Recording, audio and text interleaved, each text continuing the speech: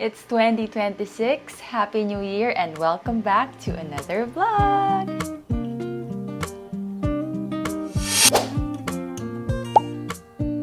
Today, I am finally sitting down and making another episode, finally, of series of 10. Nakikita ko sa mga comments, sobrang dami sa inyong nag-request. Pasensya na kayo kung may magiginig kayong ingay. Ayoko itong maging formal vlog kasi hindi ko naman pinlanong mag-vlog today. Mag-get ready with me ako because if-film ko yung aking Lovito haul. But then I just realized na what if I sit down and do my makeup with you guys while I talk about the 10 things that I have been constantly practicing or trying to do to declutter my life. Very casual lang to. If pinapanood nyo yung aking mga series of 10s before, nakaupo ako, very formal, nakaayos ako, ganyan. Pero ito, gawin natin iba. More of parang nagchichikahan lang tayo while I do my makeup. Actually, naka-workout clothes nga ako. Tapos maririnig nyo sa paligid, nag-iingay si Don the Builder. So, chikahan moments lang to. While I do my makeup to get ready for another thing that I need to film. So, mga gagamitin kong products today ay puro local products lang. Para matatag ko din sila sa video na to. Again, with YouTube shopping. So, kada product na gagamitin, magpa-pop up na lang siya dito sa screen na to. You just have to click it. Napakadali. Hindi ko na siya kailangan ilagay na link in the description box. If sa TV kayo nanonood, lalabas siya dito na QR code. You just scan it with your phone and you're gonna go straight to Shopee or Lazada. And if sa phone, lalabas yung link diretso dito sa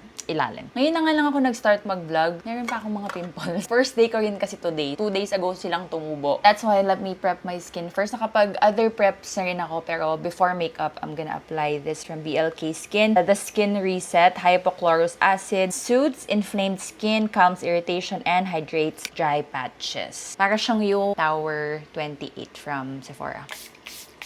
Anyway, ito yung mga bagay kasi na constantly ko siyang ginagawa before pa, tapos naging content creator pa ako, so mas pinipilit ko yung self ko to be more serious in doing it. Kasi if not, talagang magiging cluttered ang buhay ko. So let's start with the obvious, which is the physical clutter. While I apply my primer, also from BLK, SPF 50 to, it's a invisible sunscreen primer. Number 1, obvious na. I'm sure palagi nyo tong iniisip pag nakikita nyo yung mga videos ko, saan ko nilalagay ang mga damit ko dahil sobrang dami. Ever since we were young, hindi pa ako content creator. Literal na maarte lang talaga ako. Kaming magkakapatid, mahilig talaga kami sa damit. Panahon pa ni Jolina to, may lahat na napapanood namin sa ASAP, gusto namin ipabili, mga ganyan. So, nakasanayan na talaga namin na para hindi kami matabunan ng mga damit. Hindi ko alam kung sinabi ba to sa amin ng parents namin or kusa namin siyang ginawa. But every summer vacation, ginagawa namin yung garage sale. Dito sa garahe namin, binibenta namin yung mga gamit namin. Everything. Bags namin, accessories, ganyan. We constantly declutter our clothes, everything. Alam niya ng mga neighbors namin. Inaabang-abangan na talaga nila yan. And then, digital era came. Ginagawa namin siya sa Facebook. And then, eventually, nagka-Instagram. Doon na nabuo yung closet account. Dati, Trian and Closet yun. Pinag-share namin ng kapatid. Tapos ngayon, pagka may mga bazaar, I sell stuff like that. Basically, nakasanayan ko na talaga siyang ginagawa. Now that I am a content creator na and talaga namang continuous na dumadating yung mga clothes because that's my job. Kakabanggit ko lang kanina na gagawa na naman ako ng Lovito haul. Very lucky na I have monthly jobs with Lovito. Kaya kung napapansin niyo yung mga hauls ko, most of the time, kalahati para sa mga inaanak ko, sa mga friends ko. Every month, kapag dumating na yung mga vouchers ko to shop, I would rotate my friends, cousin, girlfriend ng kapatid ko. Basta kahit sino sa close circle ko, si Judy. Mini-message ko sila, sinasabi ko, pili kayo ng gusto niyo sa Lovito and give me the link. Orderin ko para hindi siya lahat akin because nga, sobrang matatabunan na ako ng damit. At the same time, I really want to share it to them as well. May butterfly sa labas. Buti na lang din, nagkaroon na ng kids. Kung pwede nga lang talaga para sa mga kids kasi mas mabilis naman talaga silang nagpapalit ng mga damit. Now that I'm a content creator, I will use it but I cannot always keep them. Either I sell it, share it to my friends, my siblings, cousins. So continuously ko siyang nilalabas as much as I want to keep everything kasi style ko naman talaga yun at ako naman talaga pumili but I cannot. Ganon ko din i-declutter yung mga clothes. That also applies to skincare and makeup. I also don't or can't keep all of them. So, pagka na-swatch ko na sila, as much as I really want to keep them all, unang-una, hindi naman ako palaging nagme-makeup. Pangalawa, sobrang dami lang talaga. Hindi pa nga ako full-blown na beauty creator. So, paunti-unti lang din naman yung natatanggap ko, pero madami pa din. So, I also give that away. Everything. May mga kinikip pa rin ako na gustong-gusto ko, pero nanghihinayang ako eventually kasi hindi ko naman talaga nagagamit. Tapos, nasasayang lang, nag-expire lang. I give it away to the followers if I can. May mga pa isa-isang nagme-message sa akin na napapansin napapansin ko na humihingi ng mga used makeup ko daw. Pagka napapansin ko yung mga yun at may time talaga akong mag-declutter, I just ask them their address and then pinapadala ko na lang. By the way, ang hirap pala nito. Gusto kong kumuda, pero gusto ko rin mag-get ready with me. Happy Skin Seamless Perfecting Liquid Foundation in the shade Almond Beige. Local brands din yung mga gagamitin kong tools from Happy Skin X Marge. This one is from BLK and sponge from Arcadia Beauty. Anyways, I try my best also to not keep na din yung mga just-in-case clothes ko. Ay naku, nung hindi pa ako content creator, talagang maarting bata lang ako. Hirap na hirap talaga ako. Lagi kong kinikip yung mga bagay-bagay na ganyan. Baka bigla namang kakailanganin ng hula skirt, mga ganyan. But wala kang namang talagang storage. So just let it go. Maganda na lang talaga sa panahon ngayon is marami ng rental places. So yung mga ganun na bagay na mga kakaiba, yung mga just in case na kailangan mo ng orange na gown, I'll just rent out or cross the bridge when I get there. Ako, umiyak na ata si Wagyu. Diba every year ako nagde-declutter? So meron ako mga just in case na maiiwan talaga na hindi naman maiiwasan. Kapag iniwan ko siya ng 2024, just in case ko siya. Tapos yung decluttering ko ng 2025, nandun pa rin siya na hindi ko siya ginamit, let go ko na rin siya. And lastly, tinatanggap ko na yung mga ang liliit na sa akin. Hindi siya kasya sa akin last year. Hindi din siya kasya sa akin last year. So, hindi na siya kakasya sa akin next year. Sure na ako. Mostly mga jeans. Oh my God, ang dami kong size 0 na jeans. Size 24 yung 0. Meron pa nga akong 00, 23. Ganun ang size ko before. And ang dami ko pa yung kinip. Kasi ang ganda ng mga skinny jeans na ganun ko. Pag naka-boots na high cut, marami akong kinip na ganun. Finally, I think naubos ko na siya last year. Actually, wala nang gustong bumili. Dati kasi, nabebenta ko pa yun sa mga kumares kasi kasya daw sa mga anak nila. Ngayon, pati yung mga anak-anak ayaw nang bilhin kasi ang uso na is yung mga baggy. Sayang, mga Levi's, Hollister, Abercrombie pa naman. So again, clothes, makeup, and skincare, accessories, kaartehan, I just let them go. Yun na talaga yung big chunk of my clutter. So if nagtataka kayo or iniisip nyo kung saan ko kaya sinustore yung mga gamit ko, well, ito ang sagot, Mari. I don't always keep them. But kapag ka mga gifts siya sa akin ng mga small brands, I make sure na mairampa ko muna sila, maipost ko, para naman I can give back to the business owner na nagbigay sa akin. Kasi syempre, expense pa rin nila yun and I want to do my best para maipakilala ko siya sa mga viewers ko that can maybe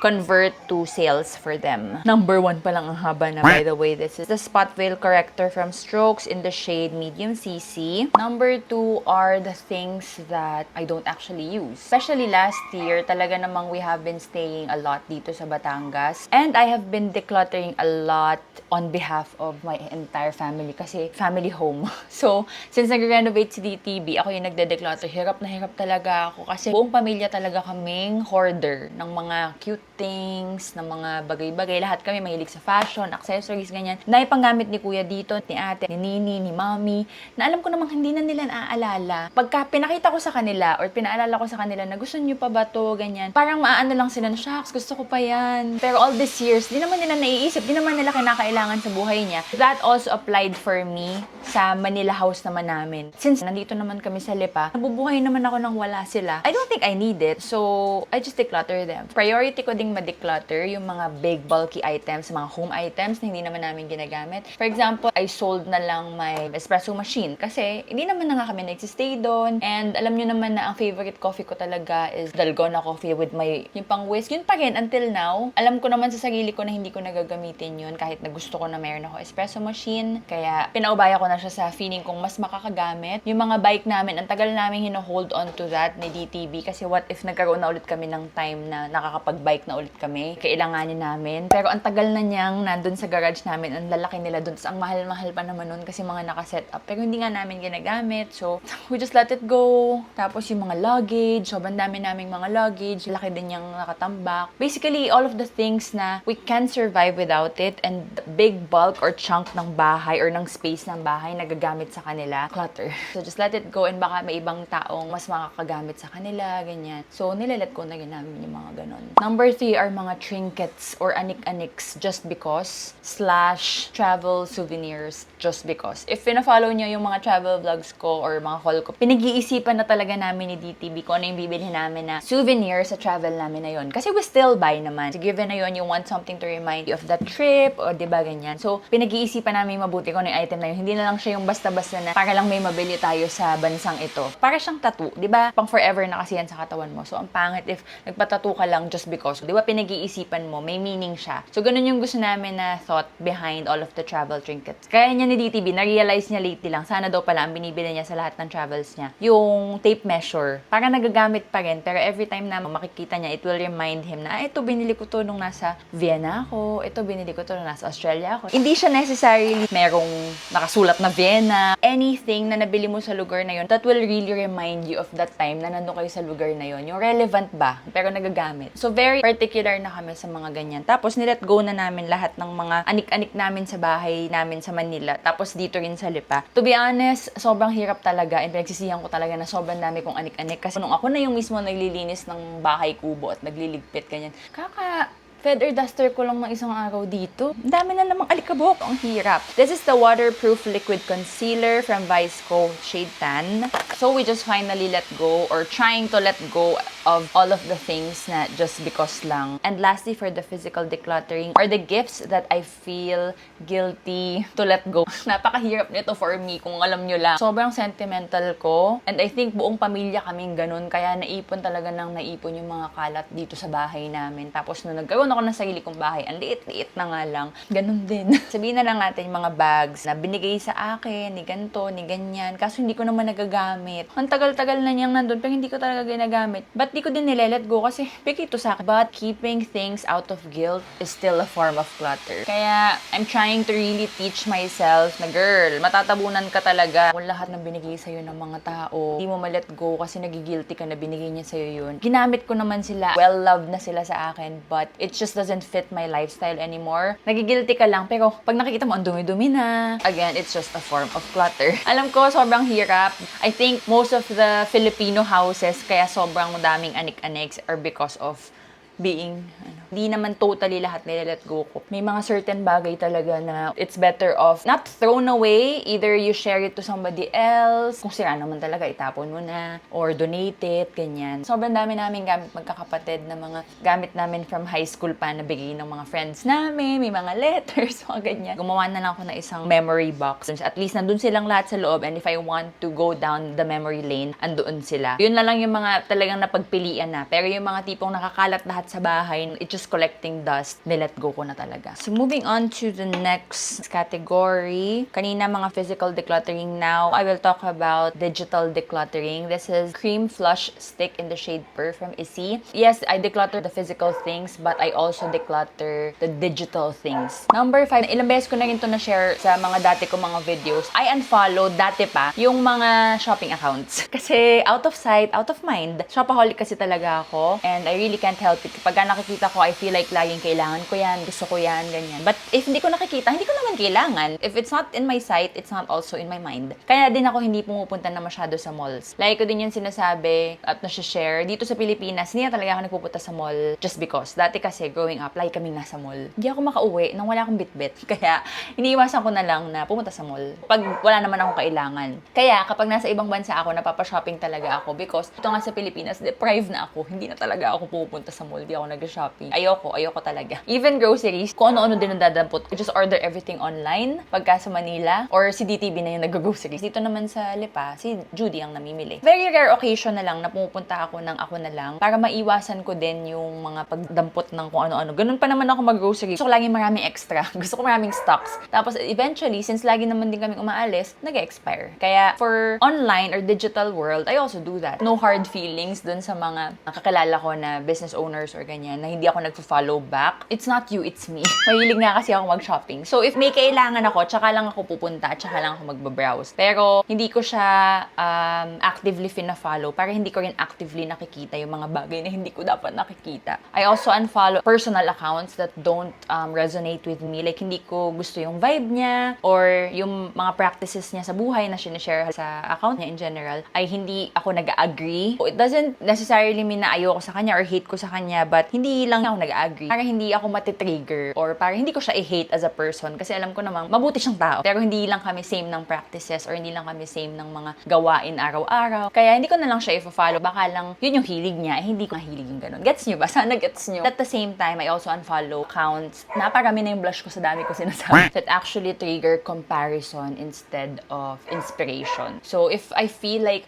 shucks, masyado na ako naiinggit sa buhay niya, hindi ako nai-inspire, naiinggit ako, I unfollow that na lang. Again, it's not because of them, but it's because of me. So, better na lang for my mental health na hindi ko siya nakikita. May mga tao naman kasi na fina-follow ko kasi nai-inspire ako. I really want to be like that. I want to go there kasi napuntahan niya. Pero meron ding mga tao na certain vibe nila is kinakainggitan ko instead of me being inspired. So, it's not healthy for me and for my mental health. So, might as well unfollow na lang. Again, that is nothing against those people or those accounts ha. Yun ay yung dahil lang sa sarili ko. This is Arcadia Beauty's Soft Bronze. Number 6 would be unsubscribing also to emails that I don't really read, I don't really need, mga newsletters, ganyan. Ever since, mahilig akong maglinis ng inbox ko. Very clean lagi ang inbox ko kasi as much as possible, gusto ko zero unread emails. This way, na bibigyan ko ng focus yung mga important emails talaga. Kasi ito yung dahilan kung bakit may mga namimiss ka ng mga important emails eh. Dahil sobrang kalat ng inbox mo. I make it a point to always delete unnecessary emails. And if forever ko na mga dinedelete lang ng dinedelete, I unsubscribe na para makabawas na siya sa gawain ko. At the same time, nakikita ko yung mga important things talaga at nakaka-reply ako kaagad yung mga emails that really matter. This is something na baka nami-miss out nyo kasi si DTB ganito, yung inbox niya 7,384. Kaya pag meron akong hinanap sa kanya, na-receive mo ba yung ticket mo sa ganito? Na-receive mo ba yung insurance mo sa ganito? Ano bang pangalan nun?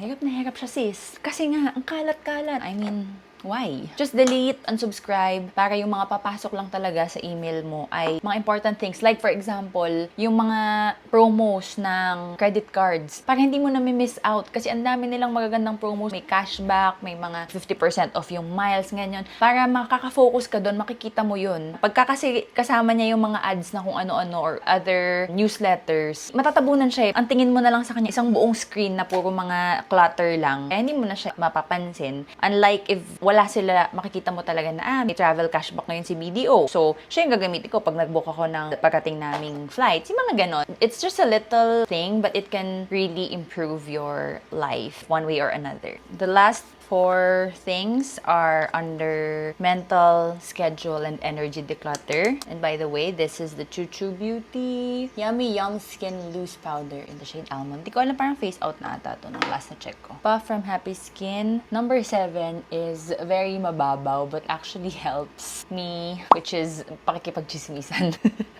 Pakikipagchismisan sa GC, sa FaceTime. Actually, ito ay binabawasan ko na talaga. So, if you are my friend, pasensya na kayo kung hindi ako ganun ka-active sa chismisan sa GC. Don't mind na lang yung pimple patch. But this habit that I do actually helps me a lot. As a content creator, ang dami kong screen time. For the most part of my day, nakaharap ako sa phone because yun yung trabaho ko. I film, I talk to my manager. Sometimes ayoko na nga mag-browse, pero kailangan ko kasing mag-browse to be able to be updated sa trends, ano ba yung trending, para ma-apply ko rin siya dun sa mga gagawin kong contents for work. Kumbaga for me, part ng job ko yun. Kasi to be honest, ayoko na talaga na nagsascroll, ayoko na nga na nagbabrowse, napapagod ako dahil nga palagi na ako nakaharap sa phone. Sa Viber kasi yung aming conversation ng management ko, lahat ng mga sasabit ko, revisions, sa isang araw minsan nakakapagod kasi iba-ibang brands, iba-ibang topics, tas madami na-revise mo to, tas ito naman isasubmit mo. Sobrang mental overload na siya. That is why binabawasan ko or I schedule yung times na magpaparamdam ako sa GC,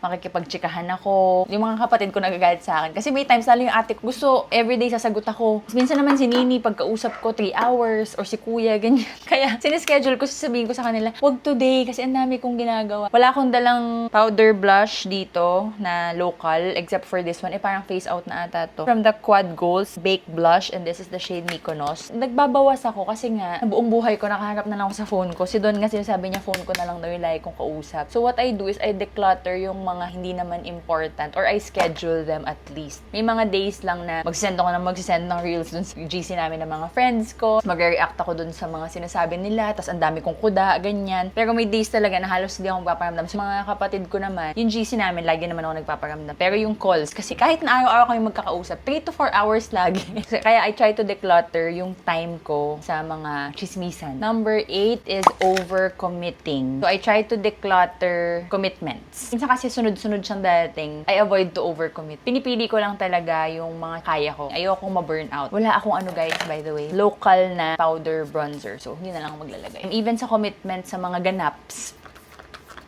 Super Base from Colorette, a really, really great local dupe for the one size na powder melt. Setting and fixing spray para ma-melt lang yung mga powder na nilagay ko. Ay, hindi pa pala ako nakapaglagay nito. Ay, sabi ko, I'm also talking about not just trabaho, pero mga ganaps, yung personal events. Aminado ako, hindi ko lahat na a-attendan. Yung mga random na mga lunch, parties. As much as I want to, pero hindi ko kaya na lahat ay ma-oohan ko, lahat ay ma-attendan. I really have to manage kung ano yung mas important or kung ano yung mas kaya kong i-commit puntahan. Hindi ako palaging nag-yes sa mga invite because I avoid overcommitting, and I think that really helps declutter my schedule. Tumatanda na tayo and ang aking social battery ay hindi na rin talaga nakikisama. Kumbaga cellphone na luma na, mabilis nang malo. Number 9 is saying yes to things that gives me anxiety or things that drain me. Medyo connected din siya dun sa overcommitting, but basically for trabaho also and social life, all of the ganaps lang talaga sa buhay. Hindi na ako mabilis talaga napapa-yes. Pinakamadaling example for me is yung trabaho nga. Brand, halimbawa, gusto ko man kasi malaki yung bayad or sayang naman yung opportunity kasi magandang brand siya, but hindi ako yan eh. O kaya naman, ina-anxiety ako sa brief na feeling ko hindi ko kayang maibigay yung gusto nila. So, unfair din naman kung mag-yes ako tapos di ko naman magagawang maganda yung trabaho ko. Hindi naman ako basta-basta mag-yes sa isang trabaho. Tapos gagawin ko for the sake of magawa ko lang and then mabayaran ako. Namatay na pala yung diffuser ko. Halimbawa, they ask for the video to be posted on my Instagram and my TikTok. Totally different yung aesthetic ng Instagram ko tsaka ng TikTok ko. So, ino-overthink ko yun kasi hindi naman ako ganun ka-creative na makakagawa ako ng isang content na bagay sa kanilang dalawa. So, kahit na alam kong malaki yung bayad nila and magandang brand yun, pero alam ko naman na ikaka-stress ko at ikaka-drain ng energy ko, hindi ko na lang siya tatanggapin kasi unfair for the brand and ikaka-drain pa siya ng energy ko tsaka ng mood ko. I declutter things, events, and work that drains my energy or gives me anxiety. Gusto ko kasi lahat yung free-flowing lang, yung chill lang, relax lang. Ayoko na nung mga bagay na iniisip ko hanggang yung hindi ako makakatulog, kakaisip, magdamag. Ayoko na ng mga ganun. Decluttered lang lahat talaga. Mental load mababawasan, emotional load mababawasan, yung schedule ko mababawasan. Very clutter-free talaga, and that's really a big deal for me. Dati kasi pag may nagaya sa akin randomly, G lang ako lagi. Hindi na ako yes ng yes ngayon. Pinag-iisipan ko na hindi na ako yung kaladkarin na madali talaga niyaan. Like, I try to consider a lot of things na before I say yes to an invite. Kung mapapansin nyo, even mga events, hindi rin ako masyadong uma-attend. Depende sa schedule ko, depende sa mood ko, depende sa kakayanan kong makisocialize. Anyway, this is the Get Ready With Me Powder Rush in the shade Nutmeg. Dahil pala nailagay ko to bago ako nag-spray ng Super Base. Tungkil ko is the Issey Precision Liquid Fluid Liner in the shade Peach Black.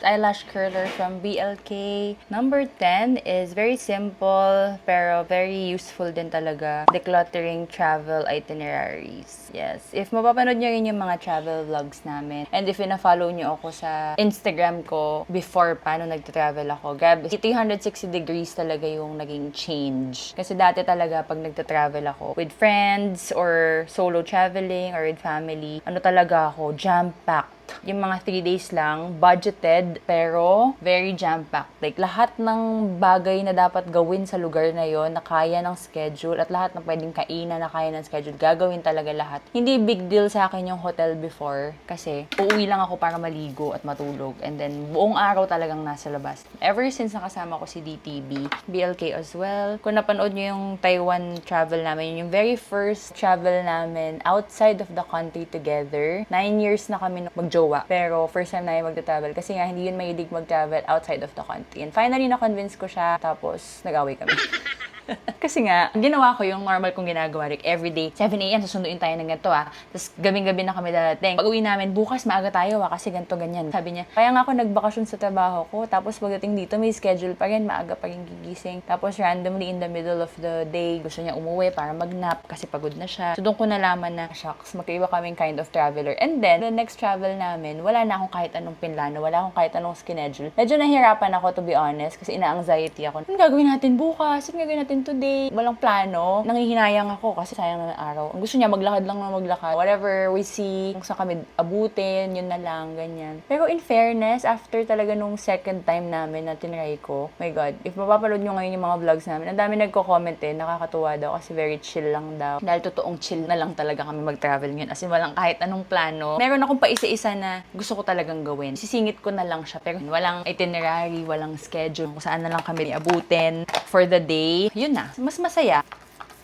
Hindi kami kailangan ma-pressure gumising ng maaga. Hindi kami kailangan ma-pressure na pangit yung weather today, tapos kailangan natin pumunta doon kasi yun yung schedule. Wala nang ganun. Depende sa weather nung araw na yun, depende sa pagod namin. Yun yung gagawin namin. And it has really changed the game for us. Mas masaya. Alam mo yung pag-uwi namin, hindi kami pagod. Well, pagod, pero hindi yung I need a vacation from my vacation. Hindi ganung kind kasi galing talaga kami sa vacation. In fairness naman talaga, it really did help the quality of traveling for us. And at the same time kasi medyo, alam nyo na, matanda na tayo. Kung mapapansin nyo rin, palaging matagal kami mag-travel kasi gusto nga namin, hindi kami rushed. We have enough time to explore and just really have the vacation that we want. Yung pag may day na gusto namin tanghali na kami lalabas or ayaw namin lumabas at all, pwede. It's a really nice energy declutter. Kasi diba sometimes nape-pressure talaga tayo pag nagta-travel na kailangan magawa lahat, mapuntahan lahat. We just really go with the flow and enjoy the place. If the universe wants you to see this and if the universe wants you to experience this, I think it will really happen. Actually, yung mga na-experience namin, napuntahan namin, tsaka natikman namin, na pinaka na-enjoy namin, are yung mga hindi namin talaga pinlahan or hindi namin alam or yung mga random lang naming nadaanan. So,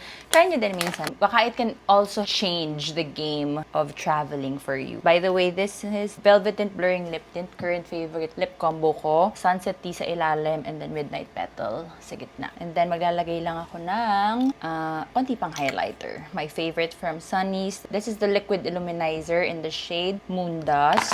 Yung clean area ng sponge ko. Anyways, that is all of the things that I have been doing to declutter my life. Kasi kasanayan natin, decluttering is mga material things lang Pero I just realized nung ginagawa ko yung list ko, decluttering is in different aspects of life talaga. Hindi lang siya mga material things, but practicing to declutter all of the things that I have mentioned really helped improve my life. Mental load, physical load, energy load, schedule load, and yung load sa loob ng bahay or sa paligid mo in general. Nakakagaan ng feeling. I know my life is still far from being super duper cluttered free, but again, these are the practices that I have been trying to do consciously para mas magaan yung buhay ko and para mas light yung feeling ko every time I wake up. I just wanted to share this with you guys in case feeling mo parang palagi kang pagod, palagi kang drained, palagi kang irita. Maybe these little habits might also help you. Ang easiest way for me to feel lighter and makapagtrabaho is mag-declutter ng mga nakikita ko sa paligid. So kapag alam ko na kailangan kong mag-isip, I clean the area, I clear everything, and then instantly naka-clear out talaga yung utak ko. So imagine if in a lot of aspects ng buhay mo ay natatry mong mag-declutter, can you just imagine how easy life will be? Shinare ko lang to because number 1 is gusto kong pagbigyan yung matagal nyo nang ni-request na another episode ng Series of 10, and number 2, baka ma-apply mo to sa paglaban mo sa buhay this 2026. Anyway, this is the final look. Hindi pala ako nakahikaw, no? Sabi ko kanina, maghihikaw ako eh. Again, all of the products that I have used are local and I'll make sure na magpa-pop up yan sa screen all throughout the video while I'm doing it. And